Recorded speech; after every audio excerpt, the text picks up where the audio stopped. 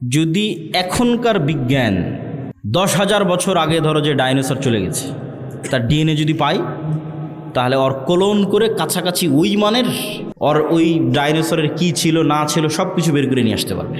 তো মনে করো তুমি মাটির সাথে মিশে হারিয়ে গেছো, তোমার ওই যে হাড় আছে ওইটা যদি বিজ্ঞানীরাই পায় আজ থেকে 20-50 বছর পর, ওখান থেকে যদি ডিএনএ বের করে নিয়ে আসতে পারে, হাড় বাদ দিলাম, তোমার চুলের 10 ভাগের 1 ভাগও যদি পাওয়া যায়, ওখান থেকে তোমার ডিএনএ যদি বের করা যায়, তাহলে ডিএনএ বের করলে তো যত দ্রুত এই সায়েন্স অগ্রগতি লাভ করতেছে, অদূর ভবিষ্যতে দেখবা যে তোমার ডিএনএ দিয়ে তোমার লিভার তৈরি করা যাচ্ছে, তোমার ডিএনএ দিয়ে তোমার কিডনি তৈরি করা যাচ্ছে, খালি রুহটা দিতে পারবে না। তাহলে বিজ্ঞানীরাই তোমাকে 10,000 বছর পর আবার বানাতে পারবে, খালি রুহটা দিতে পারবে না। তাহলে বিজ্ঞানীরাই যদি এই পর্যন্ত করতে পারে, তা আল্লাহ সুবহানাহু ওয়া তাআলা তোমাকে পুনরায় জীবিত করতে পারবে না? খুবই ভয়ঙ্কর। আল্লাহ সুবহানাহু ওয়া তাআলা অতি দ্রুত এবং অতি সহজে তোমাকে পুনরায় জীবিত করবে। এই জন্য মানুষের শরীরের সাথে মাটির প্রচণ্ড মিল আছে, মানুষের শরীরের সাথে মাটির। আমরা যা খাবার খাই সব মাটি থেকে আসে, যা আমাদের পেটের মধ্যে ঢুকতেছে, এমন কোনো খাবার নাই যেটা তুমি মাটির সংস্পর্শ ছাড়া তৈরি করতে পারবা, আলোর সংস্পর্শ ছাড়া তৈরি করতে পারবা, পানির সংস্পর্শ ছাড়া তৈরি করতে পারবা, কিছু নাই। বলো কই আমি গরুর গোস্ত, তো গরু কি খায়? ঘাস খায়। ঘাস কোথায় হয়? মাটিতে হয়। কোনো খাবার নাই পৃথিবীতে যেটা ওখান থেকে আসতেছে না। তাহলে একটা কলা তৈরি হলো, মাটির কলার গাছ তৈরি হলো, কলার মধ্যে কি আছে? Magnesium, calcium. ওই সেম ম্যাগনেসিয়াম ক্যালসিয়াম তোমার শরীরের মধ্যে আছে। তাহলে ওই ম্যাগনেসিয়ামটা মাটির থেকে আসতেছে। তাহলে মাটির ম্যাগনেসিয়াম আর তোমার শরীরের ম্যাগনেসিয়াম সেম। আজকে আল্লাহ ওই কলা তোমার শরীরের মধ্যে দিয়ে এখানে কোষ তৈরি করতেছে, ব্লাড তৈরি করতেছে, এই কোষ এই সেম ব্লাড ওই মাটির মধ্যেই তৈরি হয়ে যাবে। কেনা সেম জিনিস ওখান থেকে এখানে আসতেছে। শুধু আল্লাহ এই শরীরের উপযুক্ত করার জন্য গাছগুলোকে তৈরি করে দিয়েছে, যাতে সরাসরি মানুষ মাটি খেতে পারবে না, ওখান থেকে ওই মাটির রস শুষেনে যে কলা হবে সেটা মানুষ খেতে পারবে, ওইটা রস শুষেনে যে আম হবে সেটা খেতে পারবে। কিন্তু ওই আমের মধ্যে যে ভিটামিন আছে ওই ভিটামিন মাটি থেকে এসেছে, ওইটা আমার সেম শরীরের মধ্যে আছে। তাহলে আমার শরীরের মধ্যে যা যা আছে তা মাটিতেও আছে। তাহলে মাটিতে সেল তৈরি করা মানে শরীরের কোষ তৈরি করা, মাটির মধ্যে কোষ তৈরি করা, মাটির মধ্যে ব্লাড তৈরি করা, এটা অনটুর ব্যাপার, সেকেন্ডের ব্যাপার। এই জন্য কবর থেকে মানুষ এভাবে তরতর তরতর করে তরতাজা গাছের মতো পরকালে কবর থেকে উঠে আসবে, মাটি থেকে উঠে আসবে। ইসরাফিলকে রেডি করা আছে, সামনে বাঁশি আছে, বাঁশিতে ফু দিবে, আওয়াজ তৈরি হবে, আওয়াজে আসমান জমিন ভেঙে যাবে, আওয়াজে পাহাড় আকাশে উঠতে থাকবে, আওয়াজে চন্দ্র সূর্য নক্ষত্র রাজি ভেঙে চূর্ণ বিচূর্ণ হয়ে যাবে। কিয়ামত কায়েম হবে আওয়াজে। গেল উদাহরণ নাম্বার 1। উদাহরণ নাম্বার 2, কিয়ামতের পূর্বে যখন সবাই মারা যাবে, সবার মৃত্যু হবে, আরশ বহনকারী ফেরেশতার মৃত্যু হবে, জিবরাইল, মালাকুল মউত, সবার মৃত্যু হবে। মৃত্যু হওয়ার পর শুনশান নীরব পৃথিবী। ওয়ায়াবকা ওয়াজহু রাব্বিকা যুল জালালি ওয়াল ইকরাম কুল্লু মান আলাইহা ফান, সব শেষ হয়ে গেছে, শুধু মহান আল্লাহ রব্বুল আলামিন রব্বুল ইজ্জাত তিনি আছেন। কতদিন এভাবে থাকবে রব্বুল ইজ্জাত জানে, রব্বুল আলামিন জানে। তারপরে উনি যখন পৃথিবীর সব মানুষকে কিয়ামত কায়েম করতে চাইবেন, তখন ইসরাফিলকে জীবিত করে আবার ওই বাঁশিতে ফু দিতে বলবেন, সেখান থেকে একটা আওয়াজ তৈরি হবে, আওয়াজে দুনিয়ার সব মানুষ কবর থেকে উঠে কিয়ামতের মাঠের দিকে উলঙ্গ অবস্থায় দৌড়াতে থাকবে। তাহলে আওয়াজ কত পাওয়ারফুল। ঠিক এবার বারজাকি জগতে যখন আপনি চলে গেছেন, তখন পরের জগতের কিছু আলামত আপনি কবরের জগতে পাবেন। মানে পরের জগৎটা তো জান্নাত এবং জাহান্নাম, কিয়ামতের পরের যে জান্নাত জাহান্নাম, তখন কবরে থাকা অবস্থাতেই জান্নাতের মৃদু আবহাওয়া আসবে। তাহলে আলামত দেখাচ্ছে যে এর পরের যে জগৎ, সে জগতে তুমি জান্নাতে যাবা, সেটার কিছুটা আলামত নেও। যেমন দুনিয়াতে থাকতে তুমি ঘুমের মাধ্যমে পরের জগতের কিছু আলামত নিতা, এখন তুমি বারজাকি জগতে আছো, এখানে থাকা অবস্থায় এর পরের জগতের কিছু আলামত নাও।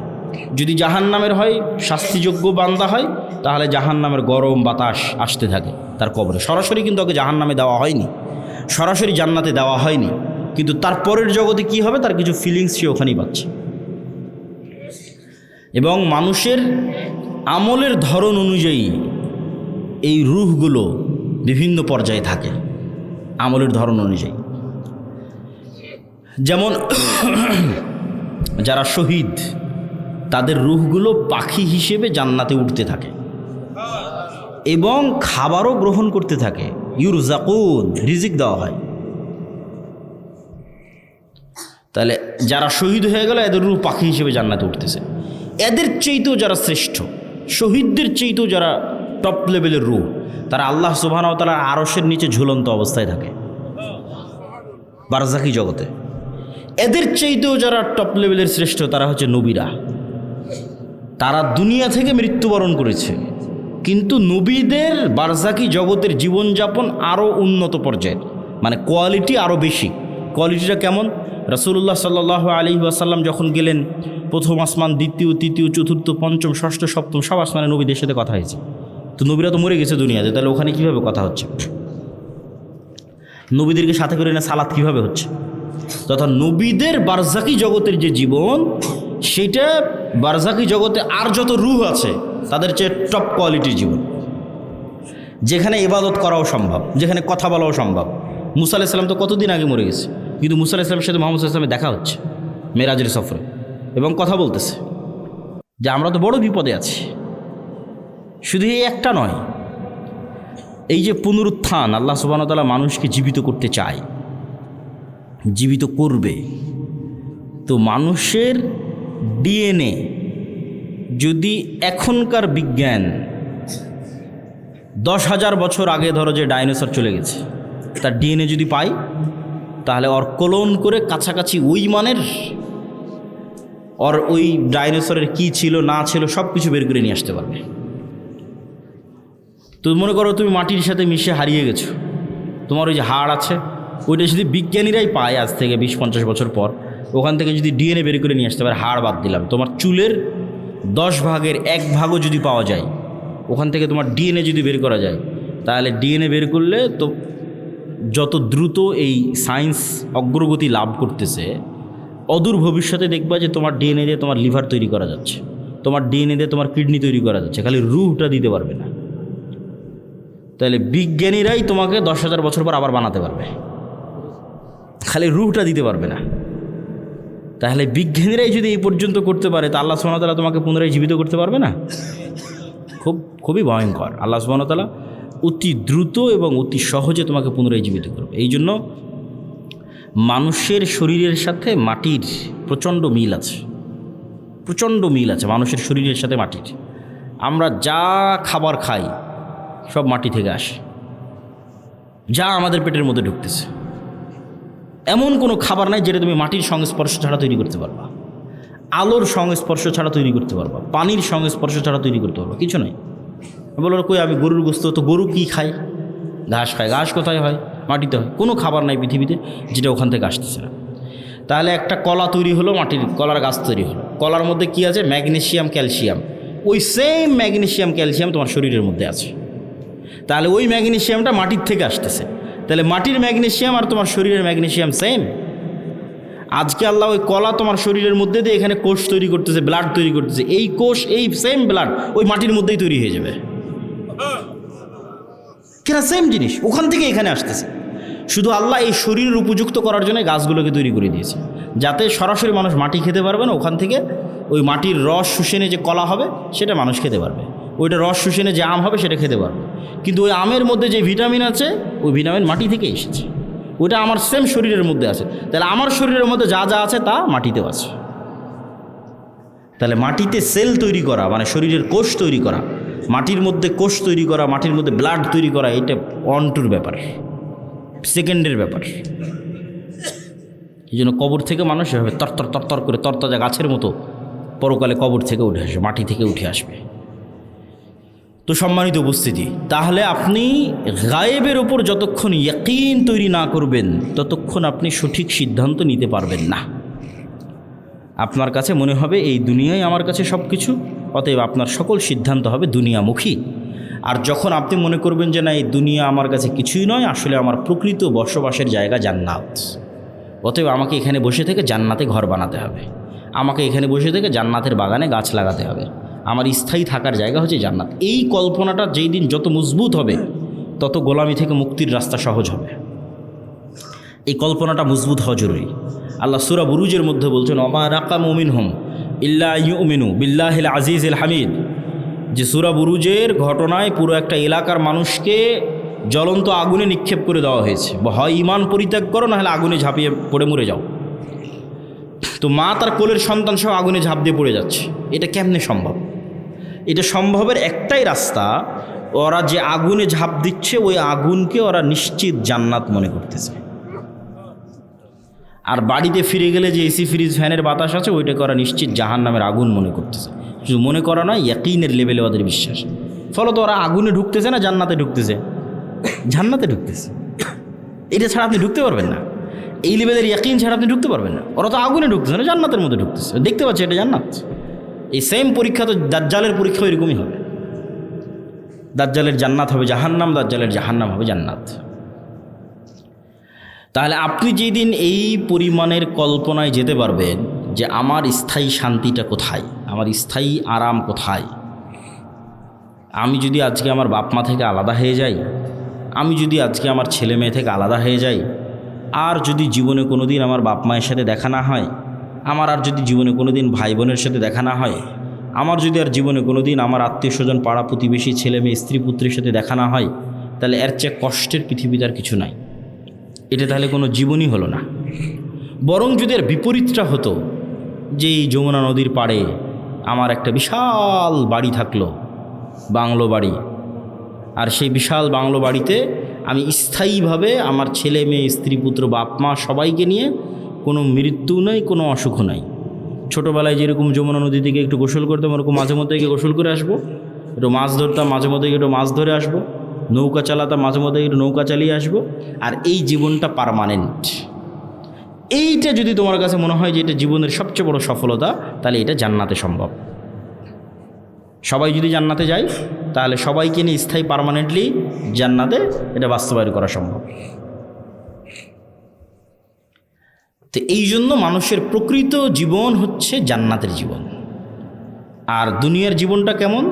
আমি আজকে যেমন রাজশাহী থেকে অথবা ঠাকুরগাঁ দিনাজপুর থেকে এখানে এসেছি, 10টার 9:30 দিকে পৌঁছেছি, 11:30 12টার মধ্যে বের হয়ে যাব। এইখানে যে আমি 1-1.5 ঘন্টা আছি, আর আপনারা যারা এখানে বক্তব্য শুনতে এসেছেন 1-1.5 ঘন্টা আছেন, এই 1-1.5 ঘন্টার সময় যেমন, এই পুরো 60 বছরের সময় তেমন। এটা সফরের মধ্যে একটা যাত্রা বিরতি। সফরটা শুরু হয়েছে যেদিন আল্লাহ রূহ তৈরি করেছিল, এই সফরটা শেষ হবে জান্নাতে এবং জাহান্নামে যাওয়ার মধ্যে। তাহলে লম্বা সময়ের মধ্যে এই 60 বছর অতি ছোট। ঠিক এই পুরো 60 বছরের মধ্যে এখনকার 1-1.5 ঘন্টা যত ছোট। এবং মানুষ যখন পরকালে উঠবে, তখন মানুষের কাছে এটাই মনে হবে যে আমরা দুনিয়াতে মনে হয় 1-1.5 ঘন্টা ছিলাম। এটা কোরআনের আয়াতের অনুবাদ, যে মানুষেরা বলবে যে আমরা দুনিয়াতে মনে হয় 1 দিন বেঁচেছিলাম, হাফ দিন বেঁচেছিলাম, অথচ বেঁচেছে 60-70 বছর। তো সম্মানিত উপস্থিতি, 1 নম্বর পয়েন্ট ঈমান বিল গায়বি ইয়াকিন। পরের পয়েন্টগুলো একটু ছোটো ছোটো করে নিই, সময় অনেক অল্প। ঈমান বিল গায়বি ইয়াকিন হওয়ার পরের পর্ব হচ্ছে ইসলাম এবং মুসলমানদের বিজয়ের জন্য আল্লাহর সাহায্য জরুরি। আল্লাহর সাহায্য ছাড়া নবীরাও জয়লাভ করতে পারেনি। আমাদের নবী মুহাম্মদ সাল্লাল্লাহু আলাইহি সাল্লামও নয়। আল্লাহর সাহায্য নিশ্চিত যদি না হয়, আর আপনি যদি পারমাণবিক বমেরও মালিক হয়ে যান, জয়লাভ করতে পারবেন না। আর আল্লাহর সাহায্য যদি নিশ্চিত হয়, আপনি যদি সবচেয়ে দুর্বল থাকেন, জয়লাভ করতে পারবেন। তো শর্ত আল্লাহর সাহায্য। আল্লাহর সাহায্য আসে কিভাবে? 2টা টেকনোলজিতে আল্লাহর সাহায্য খুব দ্রুত পৃথিবীতে নেমে আসে। টেকনোলজি বললাম বুঝার সুবিধার্থে, ইয়াং জেনারেশনের বুঝার সুবিধার্থে। মূলত 2টা ইবাদতে আল্লাহর সাহায্য পৃথিবীতে নেমে আসে। একটা রাতের সালাত আর একটা সকাল সন্ধ্যার জিকির। রাতের সালাত এবং সকাল সন্ধ্যার জিকির। ঠিক যেমন এই মোবাইলটা লক হয়ে আছে, এই মোবাইল ওপেন হবে যদি এখানে পাসওয়ার্ড দিই, ফিঙ্গারপ্রিন্ট দিই, অথবা ফেস ভেরিফিকেশান অন করি। ফেস ভেরিফিকেশান, আমার চেহারা ও ধরে নিল ক্যামেরাতে, ডানে বামে মুখ করে পুরো চেহারা ধরে নিল, তারপর ওই চেহারার সাথে মিলে গেলেই খুলে যাবে, লক ওপেন হয়ে যাবে। তো আজকের যুগেও অনেক আধুনিক উন্নত প্রযুক্তির দরজা আছে, যেই দরজাগুলো ফিঙ্গারপ্রিন্টে ওপেন হয়, কার্ড পাঞ্চ করলে ওপেন হয়। তো মনে করো আমরা পৃথিবীর সবচেয়ে উন্নত প্রযুক্তির একটা দরজার সামনে দাঁড়িয়ে আছি, যে পৃথিবীর সবচেয়ে উন্নত প্রযুক্তির দরজা, যার লক সিস্টেম, পাসওয়ার্ড সিস্টেম পৃথিবীর যে কোনো লক এবং পাসওয়ার্ড সিস্টেমের চেয়ে বেশি ভ্যারাইটিপূর্ণ। তার 1 নাম্বার শর্ত কি? এখন আমার সামনে একটা খুব উন্নত প্রযুক্তির দরজা, পৃথিবীর সবচেয়ে উন্নত প্রযুক্তির দরজা বন্ধ হয়ে আছে। আমি ওই দরজা খুলতে চাই। খুলতে হলে আমাকে নির্ধারিত সময়ে আসতে হবে। ওর পাসওয়ার্ড সিস্টেমের মধ্যেই এই সিস্টেম আছে যেখানে নির্ধারিত সময় ছাড়া কাজ হয় না, অসময়ে এসে লাভ নাই। তাহলে নির্ধারিত সময়ে ওই পাসওয়ার্ডের নির্ধারিত সময় গিয়ে উপস্থিত হলাম। পাসওয়ার্ডের 2 নম্বর শর্ত হচ্ছে যে ওখানে কিছু পিকচার ইনস্টল দেওয়া আছে, যেই পিকচারের সাথে যদি আমার পিকচার মিলে যায়, যেখানে দেওয়া ফরম্যাটের সাথে যদি আমার ফরম্যাট মিলে যায়, তাহলে অ্যাকসেপ্ট করবে।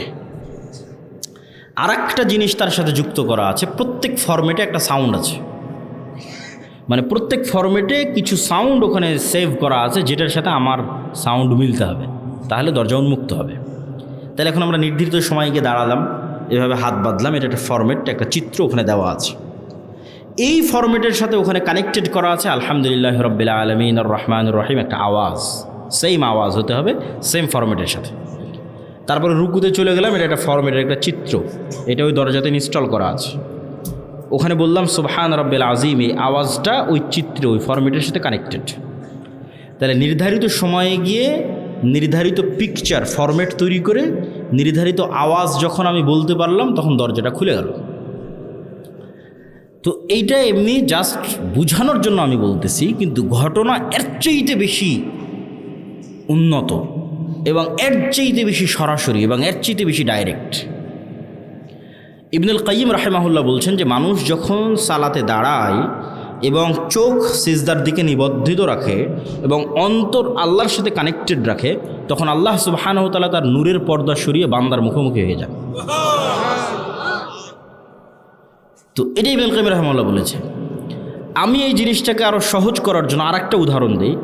আমি যে উদাহরণ দেবো ওইটার মতো তা কিন্তু নয়, কিন্তু এটা তার চাইতে আরও কত উন্নত সেটা একমাত্র আল্লাহ সুবহানাহু ওয়া তাআলা জানে। সেটা আমার পক্ষে বলাও সম্ভব নয়, জানাও সম্ভব নয়, কিন্তু বোঝানোর সুবিধার্থে বলতেছি। আমরা অনলাইনে ক্লাস করি না? অনলাইনে ক্লাস করার সময় টিচার আসলো, জুমে লগ ইন করলো, আমিও জুমে লগ ইন করলাম। তো জুমে লগ ইন করার পর আমি এবং আমার টিচার দুইজনই ক্লাসে অংশগ্রহণ করেছি। তো আমরা যে ইন্টারনেট ব্যবস্থাপনার মাধ্যমে এবং যে মোবাইল ব্যবস্থাপনার মাধ্যমে সরাসরি আমার টিচারের মুখোমুখি হয়ে ক্লাস করতেছি, সালাত এই ইন্টারনেট এবং এই মোবাইলের যোগাযোগের চাইতে হাজারো কোটি গুণে লক্ষ উন্নত প্রযুক্তি আল্লাহর সাথে ডাইরেক্ট কানেক্ট করার, আল্লাহর সাথে ডাইরেক্ট মুখোমুখি হওয়ার, আল্লাহর সামনে ডাইরেক্ট উপস্থিত হওয়ার। তাহলে আল্লাহর সাহায্য পৃথিবীতে নেমে আসবে, এটার লক এবং পাসওয়ার্ড এই আল্লাহর সাহায্যের দরজা উন্মুক্তই হয় সালাত দিয়ে সাথে সাথে। এই জন্য রাসূলুল্লাহ সাল্লাল্লাহু আলাইহি ওয়াসাল্লাম সূর্যগ্রহণে সালাত আদায় করেন, চন্দ্রগ্রহণে সালাত আদায় করেন, বৃষ্টি প্রার্থনার জন্য সালাত আদায় করেন, জানাজার জন্য সালাত আদায় করেন। সালাত আল্লাহর সাথে ডাইরেক্ট কানেকশনের, পৃথিবীর আসমানি জগতের সাথে, গায়েবী জগতের সাথে, দুনিয়ার জগতের কানেকশনের মাধ্যম, যোগাযোগের মাধ্যম। এইটি দিয়ে আসমান থেকে সহযোগিতা নেমে আসে। এই জন্য রাসূল সাল্লাল্লাহু আলাইহি ওয়াসাল্লাম বদরের যুদ্ধের আগের দিন লম্বা রাতের সালাত আদায় করতেছে, সবাই ঘুমিয়ে গেছে, উনি ঘুমাননি। আবু বকর রাদিয়াল্লাহু তাআলা আনহু ক্লান্ত হয়ে বলছেন, কাফাকা মুনাশাদাতাকা রাব্বাক, আরে আপনি নবী হয়ে এত বলা লাগে আল্লাহকে, এত লম্বা রাতের সালাত, এত লম্বা দোয়া। কিন্তু মুহাম্মদ সাল্লাল্লাহু আলাইহি ওয়াসাল্লাম খুব ভালো করে জানেন, আবু বকরের চেয়েও ভালো করে জানেন যে আসমান থেকে সহযোগিতা নামাতে হলে সালাতে দাঁড়াতেই হবে। আসমান থেকে সহযোগিতা নিয়ে আসতে হলে রাতে উঠতেই হবে, নির্ধারিত টাইমে, নির্ধারিত ফরম্যাটে, নির্ধারিত আওয়াজে, নির্ধারিত সিস্টেমে অন্তরকে আল্লাহ সুবহানাহু ওয়া তাআলার সাথে কানেক্টেড রেখে সালাতে দাঁড়াতে হবে। তাহলে আল্লাহ সুবহানাহু ওয়া তাআলার সাহায্য নেমে আসবে, এর বাইরে কোনো রাস্তা নেই। আরেকটা ইবাদত যেটা দিয়ে আল্লাহ সুবহানাহু ওয়া তাআলার সাহায্য পৃথিবীতে নামে, সেটা বলে বক্তব্যের শেষের দিকে চলে যাব, সেটা হচ্ছে জিকির, সকাল সন্ধ্যার জিকির অথবা এমনিতেও জিকির। জিকিরকে সহজ করে বোঝানোর জন্য আমি বলি, ইয়াং জেনারেশনের বোঝানোর জন্য, সহজ করে বোঝানোর জন্য বলি যে এটা হচ্ছে সাউন্ড টেকনোলজি, শব্দ বা আওয়াজ ভিত্তিক একটা প্রযুক্তি। আমাদের আধুনিক সভ্যতা দাঁড়িয়ে আছে এই যে ক্যামেরা এবং মোবাইলের সভ্যতা দাঁড়িয়ে আছে আলোর উপর, ওয়েভ তরঙ্গর উপর, যেটা প্রথমে তোমাদের বুঝালাম। যে পুরো ইন্টারনেটের এই সভ্যতাটা দাঁড়িয়ে আছে, মোবাইলের এই সভ্যতা দাঁড়িয়ে আছে আলোর তরঙ্গের মধ্যে দিয়ে ডাটা ট্রান্সফার হয়। লিখলে ওখানে থাকে, ভিডিও দিলে ওখানে দেখা যায়, অডিও ভিডিও সবই ওই আলোর মধ্যে আছে, বাতাসের হাওয়ার মধ্যে আছে। ওটাকে ইউজ করে কাজে লাগানো, এটাই হলো আধুনিক সভ্যতার মূল ভিত্তি। তো আরেকটা এর চেয়ে তো হাজার এবং লক্ষ কোটি গুণ পাওয়ারফুল একটা প্রযুক্তি, যেটার ধারে কাছে পৃথিবীর কোনো বিজ্ঞান নাই, সেটা হচ্ছে সাউন্ড টেকনোলজি। বিজ্ঞানের পক্ষে যাওয়া সম্ভব নয়। এই প্রযুক্তির কিছু জ্ঞান আল্লাহ সুলাইমান আলাইহিস সালামকে দিয়েছিলেন। ওয়ামা উতিতু মিনাল ইলমি ইল্লা কালিলা। আল্লাহ অনেক অল্প জ্ঞান মানুষকে দিয়েছে। এই অল্প জ্ঞানের মধ্যেও এই টপ লেভেলের এই জ্ঞানটা সুলাইমান আলাইহিস সালামকে দেওয়া ছিল কিছু। এই জন্য সুলাইমান আলাইহিস সালাম পিঁপড়া কী বলতেছে বুঝতেন, মানে পিঁপড়ার আওয়াজ সুলাইমান আলাইহিস সালাম বুঝতেন। আবার কি বললে পিঁপড়া বুঝবে, মানে কোন আওয়াজ মুখ দিয়ে বের করলে পিঁপড়া বুঝবে, সে আওয়াজ সুলাইমান আলাইহিস সালাম জানতেন। এটা তো আওয়াজের টেকনোলজি, সাউন্ড টেকনোলজি। পাখি কি বলতেছে এটা সুলাইমান আলাইহিস সালাম বুঝতেন। কোন আওয়াজটা বের করলে পাখি বুঝবে, যেমন আমি বাংলা আওয়াজ বের করতেছি আপনি বুঝতেছেন, আবার আমি যদি ইংরেজি শিখি ইংরেজি আওয়াজ বের করবো আপনি বুঝবেন। তো পাখিও তো একটা আওয়াজ বের করছে, আমি তো বুঝি না, তাহলে ওই টেকনোলজির জ্ঞান আমার নাই। আবার আমি কি বললে ওই পাখি বুঝবে সেটাও তো আমি জানি না। তাহলে এটার কিছু জ্ঞান কাকে দেওয়া ছিল? সুলাইমান আলাইহিস সালাতু ওয়াস সালামকে দেওয়া ছিল। সুলাইমান আলাইহিস সালাতু ওয়াস সালাম বললেন যে বিলকিসের সিংহাসন নিয়ে আসতে হবে। তো ইফরিতুম মিনাল জিন, ইফরিত নামক একটা জিন দাঁড়িয়ে বলল যে আপনার চেয়ার থেকে উঠার পূর্বেই অথবা দাঁড়িয়ে থেকে বসার পূর্বেই আমি বিলকিসের সিংহাসন নিয়ে আসব। সুলাইমান আলাইহিস সালাম রাজি হলেন না এটাতে। তখন এমন একজন ব্যক্তি যাকে আল্লাহ জ্ঞান দিয়েছিল, এভাবে বলা আছে কোরআনে, এটা কোরআনের আয়াত। এ এখন জিন না মানুষ, ওর নাম কি তা উল্লেখ করা নেই, খালি বলা আছে এমন একজন ব্যক্তি যাকে আল্লাহ কি দিয়েছিল? জ্ঞান দিয়েছিল। সে বলল আপনার চোখের পলক পড়ার পূর্বেই বিলকিসের সিংহাসন এখানে উপস্থিত হবে, জ্ঞান দিয়েছিল। তো অনেক মুফাসসিরিনে কেরাম অ্যানালাইসিস করেছে, বিশ্লেষণ করেছে, এবং আমার কাছে মনে হয় হতে পারে, আল্লাহ ভালো জানে, জ্ঞান আল্লাহর কাছে, যে উনি বিশেষ কোনো জিকির জানতেন, যেই জিকির দিয়ে উনি চোখের পলকে সিংহাসনকে সেখান থেকে উঠিয়ে সুলাইমান আলাইহিস সালাতু ওয়াস সালামের সামনে পেশ করে দিয়েছেন। এটা হচ্ছে সাউন্ড টেকনোলজি, বিশেষ কোনো জ্ঞান আল্লাহ ওনাকে দিয়েছেন, যিনি বিলকিসের এই সিংহাসনকে সেখান থেকে উঠিয়ে নিয়ে এসেছে চোখের পলকে। কীভাবে আনা যাবে, কোন প্রযুক্তিতে আনা যাবে, এটার জ্ঞান আল্লাহ তাকে দিয়েছেন। কোরআনে বলা আছে এমন একজন ব্যক্তি যাকে আল্লাহ জ্ঞান দিয়েছেন। তো আওয়াজ যে খুবই পাওয়ারফুল, আওয়াজ যে খুবই শক্তিশালী, তার দুটো উদাহরণ দিই। এক, আল্লাহ কিয়ামত কায়েম করবে আওয়াজ দিয়ে। ইসরাফিলকে রেডি করা আছে, সামনে বাঁশি আছে, বাঁশিতে ফু দিবে, আওয়াজ তৈরি হবে, আওয়াজে আসমান জমিন ভেঙে যাবে, আওয়াজে পাহাড় আকাশে উঠতে থাকবে, আওয়াজে চন্দ্র সূর্য নক্ষত্র রাজি ভেঙে চূর্ণ বিচূর্ণ হয়ে যাবে। কিয়ামত কায়েম হবে আওয়াজে। গেল এক, উদাহরণ নাম্বার এক। উদাহরণ নাম্বার দুই, কিয়ামতের পূর্বে যখন সবাই মারা যাবে, সবার মৃত্যু হবে, আরশ বহনকারী ফেরেশতার মৃত্যু হবে, জিবরাইল মালাকুল মউত সবার মৃত্যু হবে। মৃত্যু হওয়ার পর শুনশান নীরব পৃথিবী ওয়ায়াবকা ওয়াজহু রাব্বিকা যুল জালালি ওয়াল ইকরাম কুল্লু মান আলাইহা ফান, সব শেষ হয়ে গেছে, শুধু মহান আল্লাহ রব্বুল আলামিন রব্বুল ইজ্জাত তিনি আছেন। কতদিন এভাবে থাকবে রব্বুল ইজ্জাত জানে, রব্বুল আলামিন জানে। তারপরে উনি যখন পৃথিবীর সব মানুষকে কিয়ামত কায়েম করতে চাইবেন, তখন ইসরাফিলকে জীবিত করে আবার ওই বাঁশিতে ফু দিতে বলবেন, সেখান থেকে একটা আওয়াজ তৈরি হবে, আওয়াজে দুনিয়ার সব মানুষ কবর থেকে উঠে কিয়ামতের মাঠের দিকে উলঙ্গ অবস্থায় দৌড়াতে থাকবে। তাহলে আওয়াজ কত পাওয়ারফুল, আওয়াজের ধরন কত পাওয়ারফুল হতে পারে যে আওয়াজে সব মানুষ জীবিত হয়ে যাবে, আওয়াজে আসমান জমিন ধ্বংস হয়ে যাবে। আওয়াজ যে শক্তিশালী, শব্দ যে শক্তিশালী, বাক্য যে শক্তিশালী, সাউন্ড যে শক্তিশালী, এর আরেকটা উদাহরণ দিয়ে এই পর্বের আলোচনা শেষ করি। আল্লাহ সুবহানাহু ওয়া তাআলা বলছেন ইউসাব্বিহু লিল্লাহি মা ফিস সামাওয়াতি ওয়া মা ফিল আরজ। এটা গায়েবের নিউজ, গায়েবে এটা চলতেছে, আমরা জানি না, আল্লাহ নিজে সংবাদ দিচ্ছে। সেটা কি?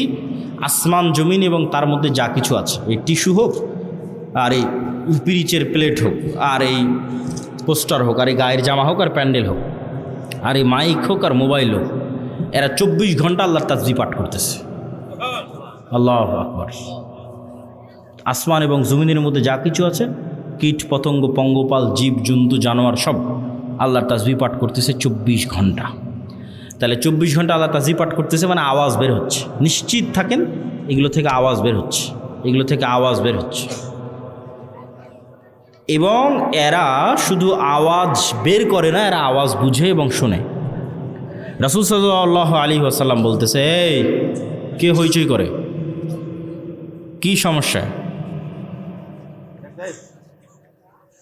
এত গুরুত্বপূর্ণ আলোচনা হচ্ছে, তার মধ্যে সমস্যা করলে হয়? এই পিরিচ আওয়াজ শুধু বের করতেছে না, আওয়াজ শোনে। রাসূল সাল্লাল্লাহু আলাইহি ওয়াসাল্লাম বলতেছে, মুয়াজ্জিন যখন আজান দেয়, যতদূর পর্যন্ত তার আওয়াজ যায়, প্রত্যেকটা জীব জন্তু জড়বস্তু জড় পদার্থ কীট পতঙ্গ পঙ্গপাল ধূলিকণা বালিকণা সব ওই আওয়াজ বুঝে কিয়ামতের মাঠে সাক্ষী দিবে। আল্লাহু আকবার। তাহলে আওয়াজের উপরেই সব দাঁড়িয়ে আছে। এরা 24 ঘন্টা তাসবিহও পাঠ করতেছে, আবার আপনি তাসবিহ পড়লে এরা বুঝতেও পারতেছে। আপনি সুবহানাল্লাহ বলবেন, এ বোঝে সুবহানাল্লাহ। আলহামদুলিল্লাহ বলবেন, এ বোঝে আলহামদুলিল্লাহ। আল্লাহু আকবার বলবেন, এ বোঝে আল্লাহু আকবার। এই জন্য জিকির খুবই পাওয়ারফুল। আর এই জন্য আল্লাহ সুবহানাহু ওয়া তাআলা উম্মতে মুহাম্মাদিকে যেই নিয়ামতটা দিয়েছেন, এটা পৃথিবীর সবচেয়ে শক্তিশালী। মুসা আলাইহি সালাতু ওয়াসসালামের লাঠি এবং ঈসা আলাইহিস সালাতু ওয়াসসালাম যে জীবিতকে মৃত করতেন আর অন্ধকে চক্ষুষ্মান করতেন, টাক মাথায় হাত দিলে চুল গজিয়ে যেত, এগুলো সবগুলোর চেয়ে পাওয়ারফুল হচ্ছে কোরআন। কেন মুসা আলাইহিস সালামের লাঠির চেয়ে তো পাওয়ারফুল? কেন এই কোরআন সরাসরি আল্লাহর নিজের আওয়াজ। বলেন আল্লাহু আকবার। আল্লাহর নিজের সাউন্ড, আল্লাহর নিজের শব্দ, আল্লাহর নিজের বাক্য। পৃথিবীতে থাকা একমাত্র কিছু যা ডাইরেক্টলি কানেক্টেড রব্বুল আলামিনের জাতের সাথে, একমাত্র। আর বাকি পৃথিবীর সব আল্লাহর সৃষ্টি। শুধু কোরআন সরাসরি আল্লাহর আওয়াজ, আল্লাহর সাউন্ড, যা আল্লাহর থেকে জিবরাইল আলাইহিস সালাম শুনেছে, জিবরাইল আলাইহিস সালাম থেকে মুহাম্মদ সাল্লাল্লাহু আলাইহি ওয়াসাল্লাম শুনেছে, তার কাছ থেকে আমরা শুনেছি। তাহলে উম্মতে মুহাম্মাদের উপর সবচেয়ে বড় নিয়ামত হচ্ছে কোরআন। আর এই জন্য সবচেয়ে বড় জিকির হচ্ছে কোরআন। সর্বশ্রেষ্ঠ জিকির হচ্ছে কোরআন তেলাওয়াত। কিন্তু এই কোরআন বুঝলে তো, মানলে তো উম্মতে মুহাম্মাদের মুক্তি হবে। কেউ বুঝেও না, কেউ মানেও না, হাফেজ হয়ে শেষ, তাহলে তো হবে না। শুধু কোরআন আরবিতে পড়া শিখে নিলাম দিয়ে শেষ না। কোরআনে আল্লাহ সুবহানাহু ওয়া তাআলা বোঝার জিনিস দিয়েছেন, চিন্তা করার জিনিস দিয়েছেন। এটা খুব জরুরি। তো আমাদের বক্তব্যের শেষ 2টা পয়েন্ট। আজকের অবশ্য সব আলোচনা আল্লাহর পথে যাত্রা এই বইয়ের মধ্যে আছে।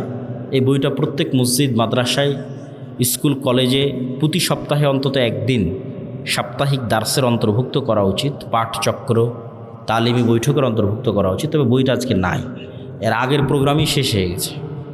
আজকে মনে হয় শুধু 2-3টা বই আছে, তার মধ্যে এই উপদেশ একটা, আর কি আছে, আর ফতোয়া সিরিজ একটা। শুধু 3-4টাই বই আছে, উপদেশ 2-3টে আর ফতোয়ার একটা। আগের প্রোগ্রামে সব বই শেষ হয়ে যাওয়াতে আমরা এখানে আর নিয়ে আসতে পারিনি। তবে কোনো বই না নিলেও আল্লাহর পথে যাত্রা এই বইটা অনলাইনে অর্ডার দিয়ে হলেও, জামিয়া সালাফিতে যোগাযোগ করে হলেও প্রত্যেক মসজিদে, মাদ্রাসায়, ব্যক্তিগত বাড়িতে, পরিবারে একটা করে রাখা উচিত। এটা ঈমান বিল গায়বে ইয়াকিন তৈরি করার জন্য। শেষ 2 পয়েন্ট, সত্যবাদিতা, ন্যায়পরায়ণতা আর জ্ঞান ও শিক্ষা। পৃথিবীতে গোলামি থেকে মুক্ত হওয়ার জন্য এবং নেতা হওয়ার জন্য আল্লাহ কিছু ফাংশন পৃথিবীতে রেখেছেন। এতক্ষণ যেগুলো বলে মানে সব গায়েবের ফাংশন, এখন বাস্তব জগতের ফাংশন বলি। বাস্তব জগতেও কিন্তু আল্লাহর তৈরি করা ফাংশন কাজ করে। যেমন আল্লাহ আগুন তৈরি করেছে জ্বালানোর জন্য। আল্লাহ ছুরি বা লোহাকের মধ্যে ওকে যার গলায় ধরবেন কেটে যাবে। এগুলোর মধ্যে কাটার শক্তি, জ্বালানোর শক্তি আল্লাহর দেওয়া, মানুষের পক্ষে দেওয়া সম্ভব নয়। তো আগুন জ্বালাবে এই সিস্টেম আল্লাহর দেওয়া, ছুরি কাটবে এই সিস্টেম আল্লাহর দেওয়া। এখন তরবারিকে যদি হামজা রাদিয়াল্লাহু তাআলার গলায়ও ধরা হয় আল্লাহর নবীর চাচা, তাও কেটে যাবে, কেন আল্লাহ তার তৈরি করা সিস্টেম, রুল ভাঙে না। এখন একটা বম যদি পৃথিবীর সর্বশ্রেষ্ঠ তাকওয়াবান আল্লাহওয়ালা মানুষের গায়েও মারা হয়, মরে যাবে, কিছু করার নাই। সিস্টেম ওয়ার্ক করবে, ফাংশন কাজ করবে। তো পৃথিবীতে নেতা হওয়ার ফাংশন হচ্ছে, গোলামি থেকে মুক্তির ফাংশন হচ্ছে, অপশন হচ্ছে, বাটন হচ্ছে। মোবাইলে যেমন বাটন আছে কল দেওয়ার, ফ্ল্যাশ লাইট জ্বালানোর, এরকম পৃথিবীতে নেতা হব আমি, গোলামি থেকে মুক্তি চাই, কি ফাংশনে কাজ করবে? তার একটা হচ্ছে জ্ঞান এবং শিক্ষা। জ্ঞান এবং শিক্ষা এটা একটা বাটন, এই বাটনে চাপ দিলে নেতা তৈরি হয়, অটোমেটিক হবেই। আর জ্ঞান শিক্ষার উল্টাটা কি? জ্ঞান শিক্ষার উল্টা হচ্ছে যেটা সাঘাটার যুবকেরা করতেছে। Free fire, PUBG, TikTok, Facebook, YouTube, reels, বিড়ি, সিগারেট, গাঞ্জা, সময় নষ্ট, আইপিএল, বিপিএল, অনলাইন জুয়া, এগুলো হচ্ছে প্রত্যেকটা জ্ঞানের উল্টা কাজ। ওই ফাংশন, ওই বাটন যে চাপ দিবে ও গোলাম হবে। এখন পৃথিবীতে যদি আমেরিকা এবং ইউরোপের এবং ইসরায়েলের ইহুদিরা জ্ঞান অর্জন করে আর সাঘাটার যুবকেরা যদি এগুলো করে, তো আল্লাহ সুবহানাহু ওয়া তাআলা কখনোই তার রুলস ব্রেক করে, তার সিস্টেম ব্রেক করে এসে বলবে না, এই ইহুদিরা, খ্রিস্টানেরা, তোরা থাম, তোরা তো অনেক জ্ঞান অর্জন করতেছিস, তোদেরকে নেতা হতে দেওয়া যাবে না। আমার সাঘাটার কিছু মুসলমান জুয়াখোর, মদখোর আছে, ওদেরকে নেতা বানাবো। হবে নাকি? হ্যাঁ, হবে না। তাহলে সাঘাটার যারা জুয়াখোর, মদখোর আছে, এরা গোলাম হবে। এই ফাংশনের উপরই পৃথিবী দাঁড় করানো আছে। আর ও যদি ইহুদিও হয়েও জ্ঞান অর্জন করে, ও কী হবে? জোরে বলেন না, কী হবে? আরও জোরে বলেন, কী হবে? নেতা হবে। তাহলে গোলামির জিঞ্জির আমাদের হাতে এবং পায়ে আমরাই বাঁধতেছি। জ্ঞান বিমুখ হওয়ার মাধ্যমে আমাদের হাতে এবং পায়ে গোলামির জিঞ্জির আমরাই বাঁধতেছি। গোলামির জিঞ্জির খুলতে হবে, নিজেকে জ্ঞান অর্জন করতে হবে। জ্ঞান এবং শিক্ষা ছাড়া গোলামি থেকে মুক্তির কোনো রাস্তা নাই। 2 নম্বর আরেকটা বাটন হচ্ছে ন্যায়পরায়ণতা এবং সত্যবাদিতা।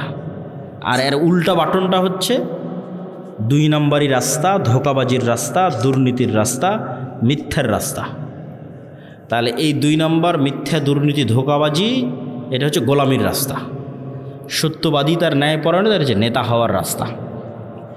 তাহলে তোমাদের 300 আসনের যে এমপিরা আছে, এরা সবাই গণতান্ত্রিক সিস্টেমের মধ্যে লবি, লিয়াজু, ধোঁকা, টাকা পয়সা, লেনদেন, এই গোলামির রাস্তার মধ্যে দিয়ে তারা নেতা হচ্ছে। তাহলে এই গোলামির কালচারের মধ্যে দিয়ে যারা এমপি হচ্ছে, এরা নেতা না গোলাম?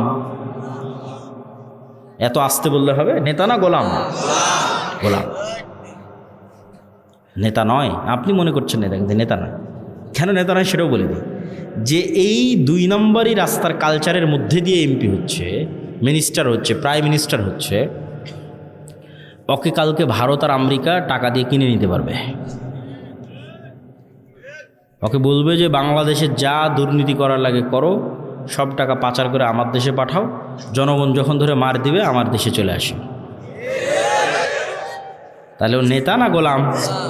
গোলাম। তাহলে ততক্ষণ নেতা হওয়া যায় না যতক্ষণ শতভাগ সত্যবাদী, ন্যায়পরায়ণ না হওয়া যায়। আর কোন রাস্তা নাই পৃথিবীতে নেতা হওয়ার। ওসি, ডিসি, এসপি, মন্ত্রী, মিনিস্টার, এসিল্যান্ড, সাব রেজিস্ট্রার, মাদ্রাসার শিক্ষক, প্রধান শিক্ষক, আলেম, ওলামা, হুজুর, ইসলামী দল, সংগঠন, সবার মধ্যে বাহ্যিক ইসলাম আছে। বেশিরভাগের মধ্যে 50% হয়তো সালাত আদায় করে, 60-70% হয়তো উমরা করে। কিন্তু এই চেয়ারটাতে যখন বসতেছে, তখন চেয়ারের আমানত আর রক্ষা করে না। তখন 2 নম্বরই রাস্তা অবলম্বন করে, ঘুষ, সুদ, দুর্নীতি, টাকা পয়সা সবগুলোর মধ্যে ঢুকে পড়ে। তাহলে সে আসলে বুঝেইনি ইসলাম কি, সে আসলে মোনাফিক। সে কি? মোনাফিক। রাসূল সাল্লাল্লাহু আলাইহি ওয়াসাল্লামের হাদিস যে সে মোনাফিক। এখন আপনারা সাঘাটার মানুষ কেমনে পরীক্ষা করবেন যে আপনি নেতা হওয়ার যোগ্য না যোগ্য নন? জ্ঞান আর শিক্ষার পরীক্ষা তো এমনি করতে পারবেন, জ্ঞান অর্জন শিক্ষার সাথে আছেন কিনা। ন্যায়পরায়ণতা, সত্যবাদিতার পরীক্ষা কেমনে করবেন? আপনারা যদি আপনাদের পিতার সম্পত্তিতে নিজ নিজ বোনকে ন্যায়ের সাথে, ইনসাফের সাথে তার যে সম্পত্তি পাওয়ার হক সেটা দিয়ে থাকেন, তাহলে আপনার মধ্যে নেতা হওয়ার গুণ বিরাজমান আছে। আর যদি না দিয়ে থাকেন, যমুনার চরেরটা বোনকে, আর যেটা বেশি দামি, রাস্তার পাশে উঁচু, সেটা নিজে, ভিটা বাড়ি নিজের, আর যেটাতে আবাদি হয় না, ডুবে থাকে 6 মাস, সেটা বোনের, অথবা দেনইনি বোনকে, তাহলে আপনার মধ্যে গোলামির স্বভাব বিরাজমান আছে। আপনিও গোলাম, আপনার পরবর্তী 14 পুরুষ পর্যন্ত গোলাম থাকবে। এবং আপনাকে যদি আমি আজকে বাংলাদেশের প্রধানমন্ত্রী বানিয়ে দিই, আপনি গত 16 বছরের চেয়ে বেশি দুর্নীতি করবেন। তাহলে এই যতক্ষণ পর্যন্ত নিজ নিজ জায়গা থেকে সবাই সত্যবাদী এবং ন্যায়পরায়ণ না হয়ে, যতক্ষণ পর্যন্ত বুঝেইনি ইসলাম কি, ওদের নিজেকেই ধোকা দিচ্ছে। মনে করছে আরে আমি হজ করলাম, ওমরা করলাম, সালাত আদায় করলাম, মসজিদ মাদ্রাসায় দান করলাম, বিশেষ অতিথি প্রধান অতিথি হয়ে বসে আছি, আর কি? সব মুনাফিক। ইজা তুমি না খানা, মুনাফিকের আলামত হচ্ছে দায়িত্বের আমানতের সাথে খেয়ানত করে। এদের অন্তরে ঈমান ঢোকেনি, এদের বাহ্যিক ইবাদত কবুল হবে না, এদের বাহ্যিক ইবাদত কাজে দিবে না। লা ঈমান আল ঈমান লা আমানাত লাহু, যে অন্তরে ঈমান ঢুকে গেছে ওই অন্তরে আমানতের খেয়ানত ঢুকতে পারে না।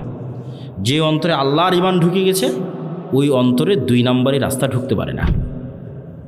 তো মদিনায় যদি অর্থনৈতিক সকল লেনদেনের কন্ট্রোল ইহুদিদের হাতে থাকে, তাহলে মুহাম্মদ সাল্লাল্লাহু আলাইহি ওয়াসাল্লাম পুরো মদিনার যে রাষ্ট্রীয় ক্ষমতা সেটা কন্ট্রোলে নিতে পারবে না। অর্থনৈতিক মুক্তি ছাড়া সম্ভব হয় না। এটা আমাদের চেয়ে রাসূল সাল্লাল্লাহু আলাইহি ওয়াসাল্লাম ভালো বুঝতেন। ইসলামের যে যুদ্ধগুলো আছে এই যুদ্ধগুলোর পিছনে আমরা অনেক সময় মনে করি শুধু দিনই কারণ মনে হয় কারণ, জি না, এর সাথে অর্থনৈতিক কারণও যুক্ত আছে। আপনি ইতিহাস পড়ে দেখেন যে বদরের যুদ্ধ কিভাবে হলো।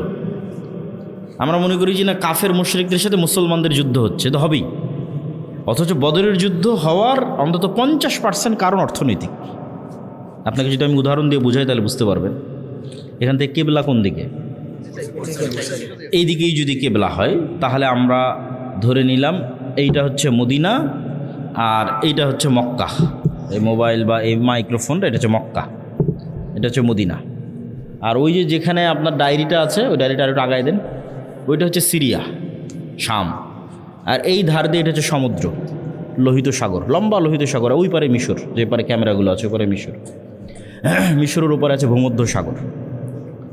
তো এই সমুদ্রের ধার দিয়ে যে রাস্তা, এই রাস্তা দিয়ে এই মক্কার কাফের মুশরিকরা ব্যবসা করতে যায় সিরিয়াতে।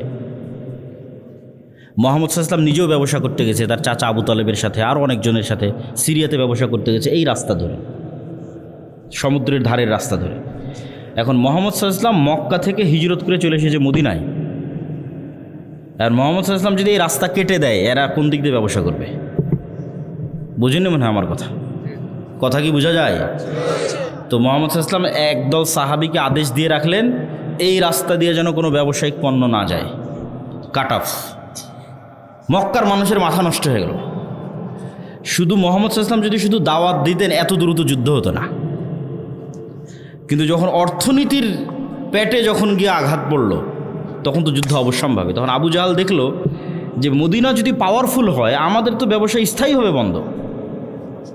কেন এই মদিনা রাষ্ট্র পাওয়ারফুল মানে সমুদ্রের এই রাস্তার কন্ট্রোল মদিনা রাষ্ট্রের যে প্রধান তার হাতে। তাহলে মুহাম্মদ সাল্লাল্লাহু আলাইহি ওয়াসাল্লামের সাথে চুক্তি করা ছাড়া তো আমরা ব্যবসা করতে সিরিয়া যেতে পারবো না। অতএব শুরুতেই মদিনাকে ধ্বংস করে দাও। তখন ওরা নিজেরা জোরপূর্বক এই মক্কা থেকে গিয়ে বদরের যুদ্ধ হয়। বদরের যুদ্ধ সমুদ্রের ধারে হয়েছে। বদরের যুদ্ধ এই মদিনার সরাসরি মদিনাতে হয়নি, মদিনা থেকে 150-200 কিলোমিটার দূরে গিয়ে এই সমুদ্রের রাস্তার পাশে একটু দূরে যুদ্ধ হয়েছে। তো এটা বলার উদ্দেশ্যটা কি, যে অর্থনৈতিক গুরুত্বটা বুঝেন, যে টাকা পয়সার গুরুত্বটা কি। মুহাম্মদ সাল্লাল্লাহু আলাইহি ওয়াসাল্লাম যখন মদিনায় আসলেন এসে দেখলেন যে মদিনার সকল টাকা পয়সার কন্ট্রোল ইহুদিদের হাতে। তো আচ্ছা একটু আমি আগিয়ে নিচ্ছি, সমস্যা নেই। অর্থনীতির কন্ট্রোল ইহুদিদের হাতে। তখন মুহাম্মদ সাল্লাল্লাহু আলাইহি ওয়াসাল্লাম এই মক্কা থেকে যে মুহাজিরেরা গেছে এরা সবাই বিজনেসম্যান। মুহাম্মদ সাল্লাল্লাহু আলাইহি ওয়াসাল্লাম নিজেও বিজনেসম্যান। লিইলাফি কুরাইশ ইলাফিহিম রিহলাতা শিতা ওয়াস সাইফ, এই সূরাতে ব্যবসার যাত্রার কথা বলা আছে। তো কুরাইশরা ব্যবসায়ী জাতি, ব্যবসা করে খায়। আর মদিনার আনসারীরা আপনাদের মতো কৃষিকাজ করে, তারা ব্যবসা বোঝে না বা কম বোঝে, ব্যবসা নিয়ে তাদের লেনদেন কম, তারা কৃষিকাজ নিয়ে ব্যস্ত থাকে। তো এই যে মক্কা থেকে যে সাহাবীরা হিজরত করে আল্লাহর নবীর সাথে মদিনায় গেল তারা সবাই ব্যবসা বুঝত। আল্লাহর নবী দেখলেন যে মদিনার অর্থনৈতিক কন্ট্রোল যদি ইহুদিদের হাতে থাকে আমি কিভাবে রাষ্ট্র চালাবো। তখন আল্লাহর নবী আনসারীদের বললেন, এই শোনো, তোমাদের যা জমি জায়গা আছে, যা টাকা পয়সা আছে তা ভাগ ভাগ করে একটা অংশ মুহাজির যারা খালি হাতে আসছে মক্কা থেকে এদেরকে দিয়ে দাও। এরা ব্যবসা বুঝে, এরা ব্যবসা করতে পারবে। রাসূল সাল্লাল্লাহু আলাইহি সাল্লামের কথা শুনে আনসারীরা তাই করলেন। সবাই কেউ নিজের সম্পদের অর্ধেক, কেউ নিজের সম্পত্তির 3 ভাগের 1 ভাগ মুহাজিরদের দিয়ে দিলেন। আর মুহাজিরেরা ব্যবসা বুঝে ওরা ব্যবসা শুরু করে দিল। অল্প কয়েকদিনের মধ্যে উসমান ইবনে আফফান, আব্দুর রহমান ইবনে আউফ, জুবাইর ইবনুল আওয়াম এরা হচ্ছে কোটিপতি সাহাবী। মাল্টি বিলিয়নার সাহাবী, এরা রাসূল সাল্লাল্লাহু আলাইহি ওয়াসাল্লামের জীবদ্দশাতে কোটিপতি হয়ে গেছিল। তো এরা যদি কোটিপতি না হতো তাহলে ওই মদিনার অর্থনীতির কন্ট্রোল কাদের হাতে থাকতো? ইহুদিদের হাতে। এখন কি সমস্যা হতো খালি একটা উদাহরণ বলি। মদিনায় গিয়ে যখন প্রথম রাসূল সাল্লাল্লাহু আলাইহি ওয়াসাল্লাম মসজিদে নববী তৈরি করে, তখন মসজিদে নববীর সামনের কুয়ার মালিক ইহুদি। সামনের কুয়ার মালিককে ইহুদি। আজকেও সৌদি আরবের সবচেয়ে বড় সমস্যা পানি। আজ থেকে 1400 বছর আগে তাহলে কত সমস্যা হতে পারে পানি নিয়ে। তো এখন এই মসজিদে নববীতে যারা সালাত আদায় করতে আসবে এদের উজু করা লাগবে। তো উজু করতে এদের অনুমতি নিতে হবে কার? ইহুদির। তাহলে মাথাটা নত কার হচ্ছে? মুহাম্মদ সাল্লাল্লাহু আলাইহি ওয়াসাল্লামের। নত হচ্ছে না যে ইহুদি তোমার এখানে আমার উম্মত উজু করবে, একটু অনুমতি দাও। তাহলে অর্থনৈতিক মুক্তি ছাড়া মাথা উঁচু হয় না। মুহাম্মদ সাল্লাল্লাহু আলাইহি ওয়াসাল্লাম বললেন, কে আছে এমন যে এই কুয়া কিনে দিতে পারবে আল্লাহর সন্তুষ্টির জন্য? জান্নাত। উসমান ইবনে আফফান বলল, আমি আছি আল্লাহর নবী। আল্লাহু আকবার। তাহলে উনি যে ওনার টাকা দিয়ে মসজিদে নববীর সামনের কুয়াটা কিনে দিলেন, তাতে সম্মান কার রক্ষা হলো? মুহাম্মদ সাল্লাল্লাহু আলাইহি ওয়াসাল্লামের রক্ষা হলো, মাথা উঁচু থাকলো। এই জন্য অর্থনৈতিক মুক্তি ছাড়া কখনো গোলামি থেকে মুক্তি হয় না। উম্মতে মুহাম্মাদি কখনো চাকুরিজীবী জাতি ছিলই না। এই উপনিবেশের পর তারা শিখেছে চাকরি করতে হয়। যেটা আল্লামা ইকবালেরও সেম অ্যানালাইসিস, कि नहीं मकाम की खूगर तबीयत आज़ाद सैरे मिसाल नसीम पैदा कर हज़ार चश्मा फूटे तेरे संगे राह से खुदी में डूब के ज़रबे मूसा पाए ज़रबे कलीम पैदा कर। তো এই কবিতাটার অর্থ হচ্ছে উনি বুঝাচ্ছেন যে মুসলমানেরা কখনো নির্দিষ্ট জায়গার মুখাপেক্ষী ছিল না। আপনি সব সাহাবীর জীবনী উঠিয়ে দেখেন যে সাহাবীদের 100%-এর 80% নিজ এলাকায় মারা যায়নি, 70% 60% নিজ এলাকায় মারা যায়নি। ধরেন জন্ম হয়েছে মক্কায় অথবা মদিনায়, তারপরে ইসলামিক খেলাফতের রাষ্ট্রের সীমানা যত বাড়তে থেকেছে, কেউ দাওয়াত নিয়ে চলে গেছে মিশরে।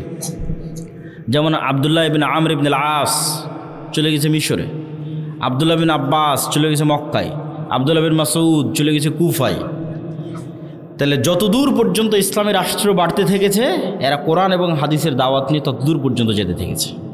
কেউ কখনো মনে করেনি যে না আমাকে এখানেই থাকতে হবে। তো মরু যাযাবরেরা কখনো নির্দিষ্ট জায়গার মুখাপেক্ষী হয় না। আর মুসলমানেরা ব্যবসায়ী জাতি, যতদূর পর্যন্ত ইসলাম গেছে তার 50% যদি হয় যুদ্ধ, তো 50% ব্যবসা। যেমন মালয়েশিয়া, ইন্দোনেশিয়া, ব্রুনাই, এগুলোতে কোনো দিন যুদ্ধ হয়নি ইসলামের নামে। তাহলে ওরা ইসলাম গ্রহণ করলো কিভাবে? আরব ব্যবসায়ীরা ব্যবসা করতে করতে চলে গেছে মালয়েশিয়া, ব্যবসা করতে করতে চলে গেছে ইন্দোনেশিয়া, ব্যবসা করতে করতে চলে গেছে ব্রুনাই। ব্যবসা করতে গিয়ে সেখানে মানুষজন তাদের আচার আচরণ, সত্যবাদিতা, ন্যায়পরায়ণতা দেখে ইসলাম গ্রহণ করেছে, এলাকাকে এলাকা, এলাকাকে এলাকা। তো মুসলমানেরা ব্যবসায়ী জাতি। ব্যবসা ছাড়া টাকা ইনকাম করে আপনি দান করতে পারবেন না শান্তিমতো। আর জান্নাত শুধু ইবাদত দিয়ে জান্নাত 100% কনফার্ম করা কঠিন। আবার শুধু পাপ মুক্ত থাকার চেষ্টা করেও 100% জান্নাত কনফার্ম করা কঠিন। যেমন এখানে কেউ দাঁড়িয়ে বলা কঠিন যে আমি আমার জীবনে এক ওয়াক্ত সালাত কাজা করিনি, অথবা এটা দাঁড়িয়ে বলা খুব কঠিন যে আমি প্রত্যেক 5 ওয়াক্ত সালাতের শুরু থেকে শেষ পর্যন্ত শুধু আল্লাহর কথা স্মরণে রাখি, আর কারো কথা, দুনিয়ার কোনো কথা আমার মাথায় আসে না। এটা বলা কঠিন। তাহলে কেউ কিয়ামতের মাঠে দাঁড়িয়ে আল্লাহকে বলতে পারবে না যে আল্লাহ আমি এক ওয়াক্ত সালাত কাজা দিইনি, অথবা আমাকে জান্নাতে দিতেই হবে। এই চ্যালেঞ্জ দেওয়া কঠিন, জান্নাত দিতেই হবে। অথবা কেউ দাঁড়িয়ে বলবে যে আল্লাহ আমি একটাও গুনাহ করিনি, আমাকে জান্নাত দিতেই হবে, এটাও চ্যালেঞ্জ দেওয়া কঠিন।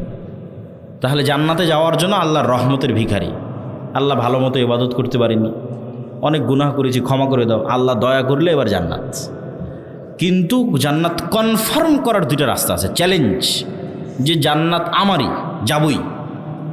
একটা হচ্ছে জীবন আল্লাহর রাস্তায় দিয়ে শহীদ হয়ে যাওয়া, এটা কনফার্ম 100%। শহীদের রক্ত জমিনে পড়ার আগে তার যদি ইবাদতেরও কোনো কমতি থাকে ওটাও মাফ, আর যদি কোনো গুনাহ থাকে ওটাও মাফ। তাহলে একটা কনফার্মেশন পাওয়া গেল যে জীবন যদি আল্লাহর রাস্তায় দিয়ে দেওয়া যায় জান্নাত কনফার্ম। আরেকটা কনফার্ম করার রাস্তা হচ্ছে টাকা, অর্থনৈতিক ইবাদত, এটাতে জান্নাত কনফার্ম হয়। আল্লাহ জান্নাত বিক্রি করবে। ঠিক যেমন আপনাদের গাইবান্ধা শহরে, গোবিন্দগঞ্জ, সাঘাটা, বগুড়া, গুলশান, বনানী, দুবাই, এগুলোতে যেমন প্লট বিক্রি হয়, আপনি ফ্ল্যাট কিনেন, এরকম আল্লাহ সুবহানাহু ওয়া তাআলা জান্নাতের প্লট সেল করবে, বিক্রি করবে। কোরআন মাজিদে অ্যানাউন্স দেওয়া আছে, বিজনেস হিসেবে ঘোষণা দেওয়া আছে, বিক্রি হিসেবে ঘোষণা দেওয়া আছে। আমি বানিয়ে বলতেছি না। ইন্নাল্লাহ আশতারা মিনাল মুমিনিনা আনফুসাহুম ওয়া আমওয়ালাহুম বিআন্না লাহুমুল জান্নাহ হাল আদুল্লুকুম আলা তিজারাতিন তুনজিকুম মিন আযাবিন নার। তাহলে আল্লাহ বিজনেসও ঘোষণা দিয়ে রেখেছে, আল্লাহ সুবহানাহু ওয়া তাআলা ক্রয় বিক্রয় ঘোষণা দিয়ে রেখেছে। তাহলে জান্নাতের বাড়ি, আপনাদের ভাষায় প্লট, ফ্ল্যাট আল্লাহ বিক্রি করবে, সেল করবে, এবং এটাকে আল্লাহ ব্যবসা বলছে। এবং এই ব্যবসাটা শতভাগ লাভজনক।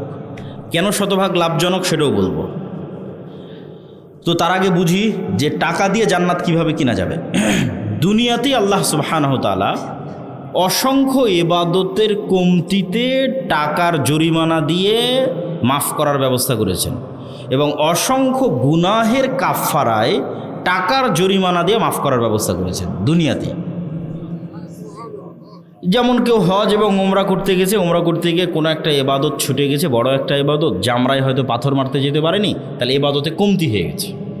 এখন আল্লাহ রাসূল বলতেছে, ঠিক আছে, কমতি যেহেতু হয়ে গেছে, তুমি একটা দম, একটা দুম্বা, একটা খাসি আল্লাহর রাস্তায় কুরবানি করে দাও, ওইটা এটাকে মেকআপ করবে, কাভার দিবে।